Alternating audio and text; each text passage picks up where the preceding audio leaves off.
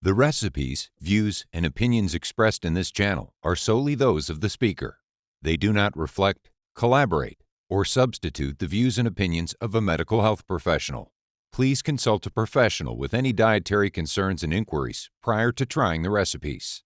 Welcome to the channel.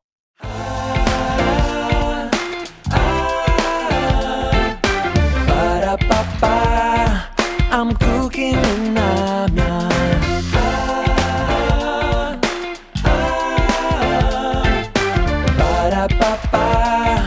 I'm cooking in Namia.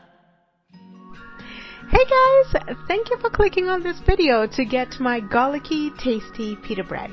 If you are new to this channel, welcome. If you are returning, I am grateful you have come back. The goal of this channel is to provide you with foods that are nutritious and satisfying without breaking your calorie banks or sacrificing flavor, while providing you some educational tidbits about key cooking ingredients.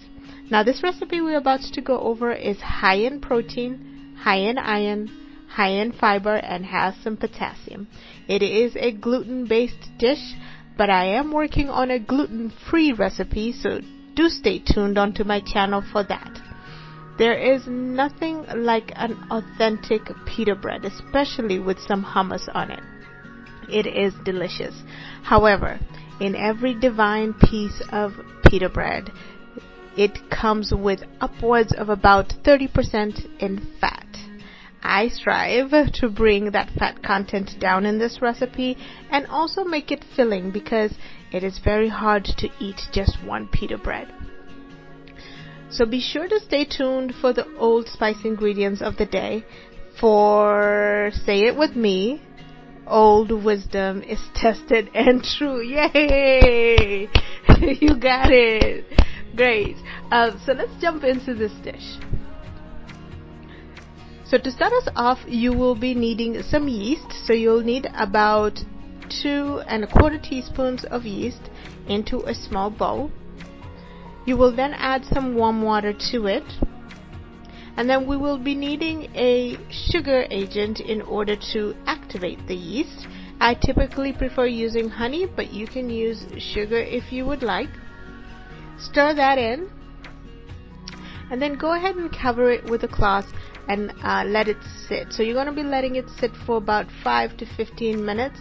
If the yeast is good, it's going to proof, and we will see that here shortly. Otherwise, if it does not proof, then that means your yeast is dead and not active. So while our yeast is proofing, go ahead and grab a mixing bowl. And into that mixing bowl, you're going to be putting your flour. Now, I am using a combination of whole wheat flour and artisan flour. If you'd like to go all white, that's up to you. If you would like to go all whole wheat, that is also up to you. So go ahead and put that into the bowl. We'll be needing about 3 cups. Next, we will be adding some salt, about 3/4 teaspoon of salt. Not teaspoon, I'm sorry, tablespoon of salt. Next, add some garlic. And then with a fork, go ahead and mix up your dry ingredients. Now, you can add spices like rosemary and oregano to this dish if you would like.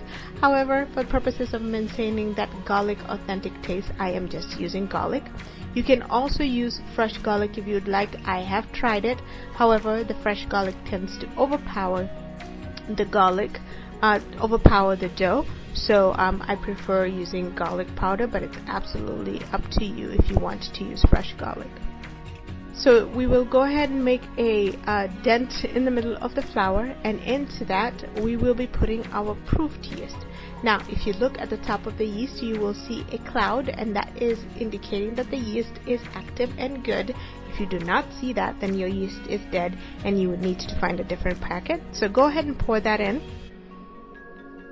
And then you're going to go ahead and add a cup of water, warm water, room temperature water. And then we're going to add our olive oil. This step you can use olive oil, butter, or any kind of oil you would prefer. I prefer using olive oil because of its great benefits. So add in your olive oil. And then using your hands, we're going to get our hands dirty, so make sure your hands are properly washed. We're going to go ahead and knead the dough into a bowl. As you're kneading it, you do not necessarily have to knead it for a very long time. Just make sure that you're incorporating all the dry ingredients and making sure that it is coming together into the bowl. Once you have formed the dough into a ball, then go ahead and put in about a teaspoon of olive oil to cover the dough and the bowl as well, because we're going to be setting it aside to rise. Then go ahead and cover your bowl. I am using a plastic wrap. You can use a cover if you have one, or a dense cloth. And then usually on top of my plastic wrap, I do add a cloth on top of it. And we'll be placing this in a warm area, so I do have a proof setting on my oven, so I usually typically put it in the oven. Otherwise, find some place that's warm if you live in a cold area, because we do need this to double in size, and we need it to double in size fast enough. So if you are going to let it rise, you will need a minimum of about an hour to 2 hours to let it rise. If it's taking longer than that, then that's not going to be good, because your dough is going to end up tasting like yeast. But find a warm place and place it into that warm area. And while the dough is proofing, let's talk about the wisdom ingredient for today, and that is garlic. Now, where do I start? Well, let's start with a lesson learned about garlic. So during my body detox session a little while ago, I would typically drink a blend of warm water, lime juice, habanero, and garlic first thing in the morning. It usually is good for clearing out the liver and cleansing my digestive system. So on one bright morning, I had the idea to bypass that cleansing process and eat a garlic clove on an empty stomach. Now, people, let me tell you, when that garlic hit my stomach, yes, I felt it. All I felt was pain, visceral pain. And the next thing that followed up was throwing up and heaving. I went on. That morning was quite an adventure, because not only was the pain that massive, my stomach was empty, and it was first thing in the morning. So this was literal pain. Now imagine starting off your day huddled over a toilet bowl with some crying eyes and hoping that your bladder is empty, because you have lost all control of your body due to the visceral reaction that the garlic is having with your stomach acid. And this is all due to a dumb decision. So let's just say, if WTF was a person, I was that person that morning. So take it from me, do not eat garlic on an empty stomach at all. However, garlic is a great ingredient to be having in your food and drinks. It is your body's best friend.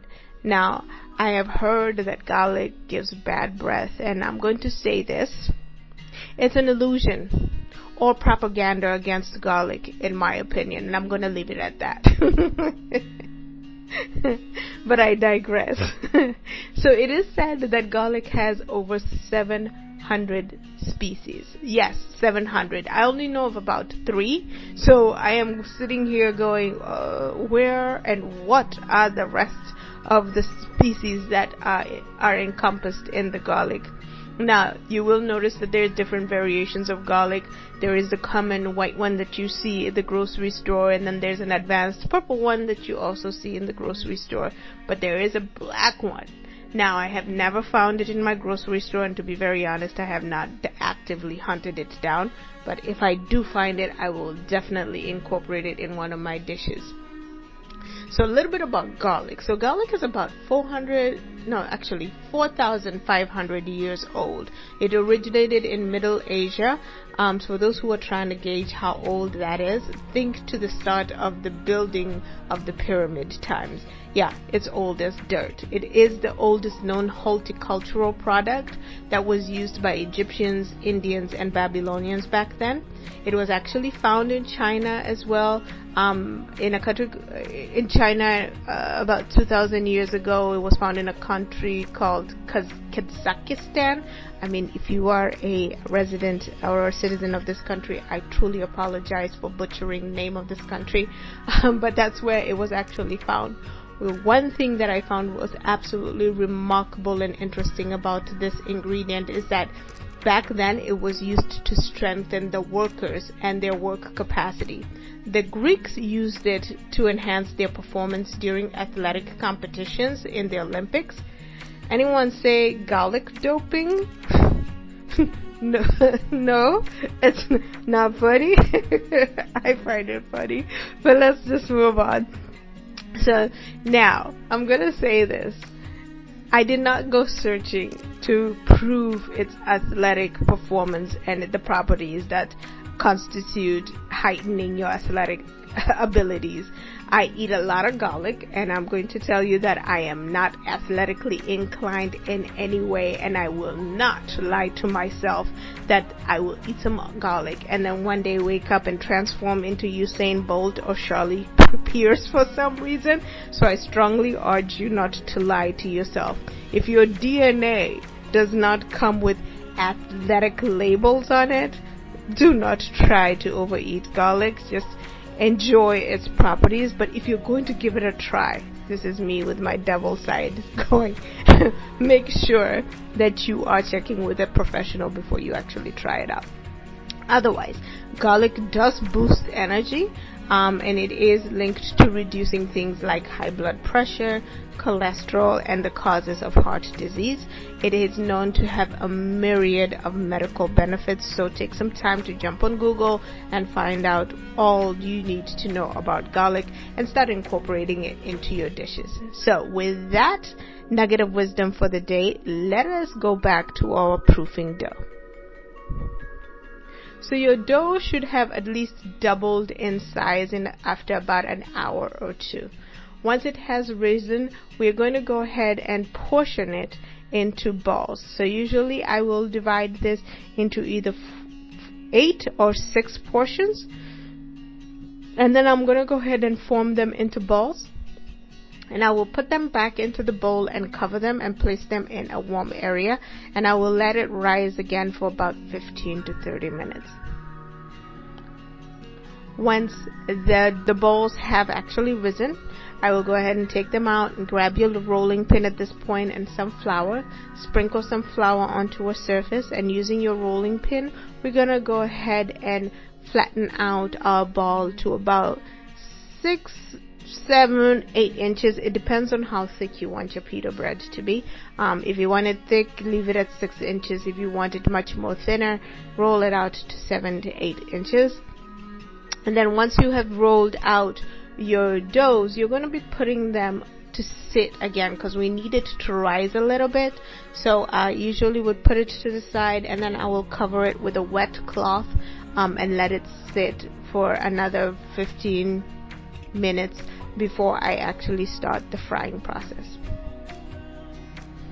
So once your pita dough has risen at this point, you're going to go ahead and start the process of prepping to fry it. So I usually use sunflower oil to cook pita breads. I have 2 options. It's usually sunflower oil or safflower oil.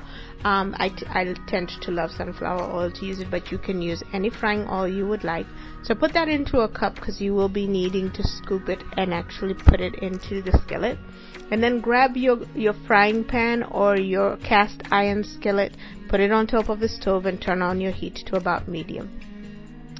Once the skillet or the frying pan is turned hot enough, go ahead and scoop 1 tablespoon of the sunflower oil into the skillet, and then gently lay the dough onto the skillet, and then flip it around into a circle. You will see me do this motion. No, your hands are not going to burn. It actually is not hot at this point. Just turn it around so that the oil can spread very evenly at the bottom.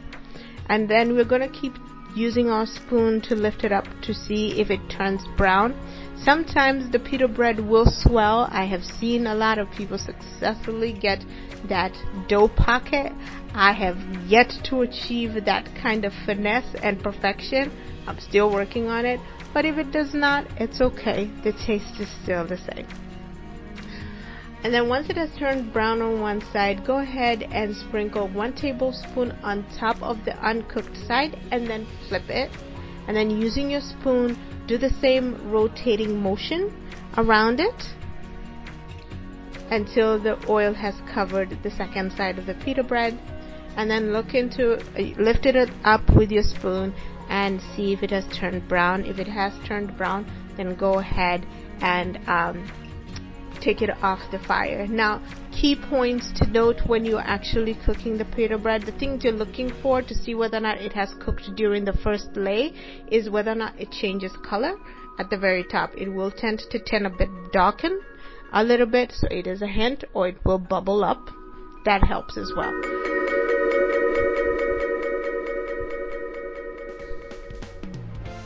So you will continue that process until you have cooked all your 6.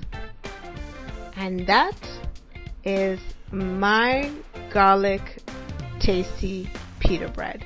So thank you for watching the entire video. Please be sure to subscribe and hit the bell icon to be notified when I post new recipes on YouTube. Please be sure to sign up on my website, imcookingwithnamia.com, to get full recipe details. You can also purchase this downloadable card on my website along with any other of your favorite recipes on my channel. Your support will keep these recipes coming and is greatly appreciated. So I will see you on the next video.